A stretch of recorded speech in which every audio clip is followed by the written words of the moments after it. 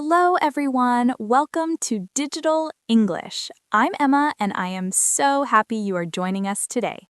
And I'm Ben. We are back to help you feel confident when you speak, listen, and, well, spend money. Exactly. Today, we're talking about something we all do shopping, but specifically the big battle online shopping versus in store shopping. Oh boy, you know me, Emma. I love my sofa. If I can buy it with one click while wearing my pajamas, I'm a happy man. I knew you'd say that, but Ben, what about the experience? Don't you miss walking around? Maybe, but let's look at the words first. When I shop online, I'm looking for a bargain, a really good price. To score a bargain. That's a great expression. But then, when you buy clothes online, you can't try them on. That's true. Last month I bought a large t-shirt online. When it arrived, it was tiny. It looked like a shirt for a cat. Oh no, that is the classic expectation versus reality situation. Exactly. In the photo, the model looked amazing. However, in reality, the material was so thin you could see through it. It's so frustrating when the product doesn't match the description. I totally agree. Whereas in a store, you can see the quality immediately. Online, you have to trust a tiny picture. That's why I always say check the reviews before you click. Good advice, but sometimes even the reviews are fake. Have you heard about those shopping scams lately? Oh, they're everywhere, especially on social media. You see an ad for a luxury smartwatch for only $5.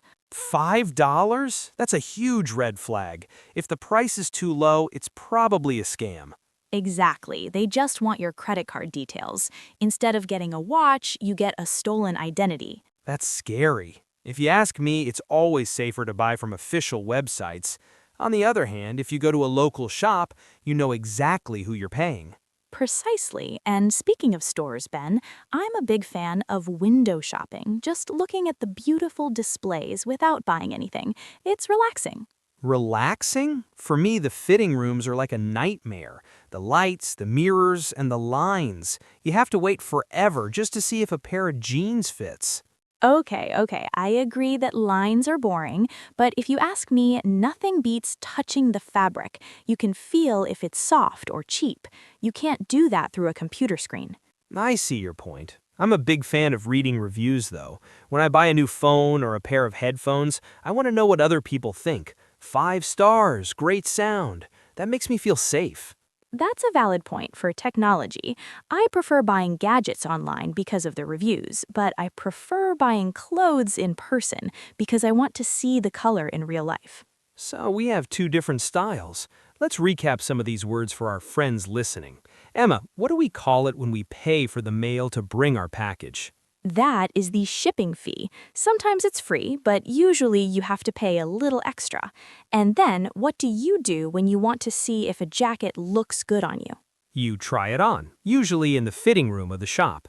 Perfect. And remember, friends, if you buy something online and it's broken, you need to check the return policy to get your money back. Oh, and don't forget out of stock. That's the saddest phrase in English. It means the store has no more. It is sad, especially when you find a bargain. And I agree. In my opinion, supporting local shops is better for the community, while online shopping is better for saving time. It really is a balance. So, to our listeners, what about you? Do you prefer to score a bargain online or do you prefer window shopping at the mall? Maybe you can try saying it out loud right now. Start with, I prefer because, For example, I prefer online shopping because it saves time. or I prefer the mall because I like to go with my friends. Excellent. You see, it's all about expressing your preference. Well, Emma, all this talk about shopping made me hungry. Do they sell pizza online? Yes, Ben, it's called delivery, but let's go to a real restaurant today, no screens. Deal, but only if there's no line. We'll see. Thank you so much for listening to Digital English. We hope you learned some useful phrases today. Keep practicing, and we will see you in the next episode. Bye-bye. Goodbye.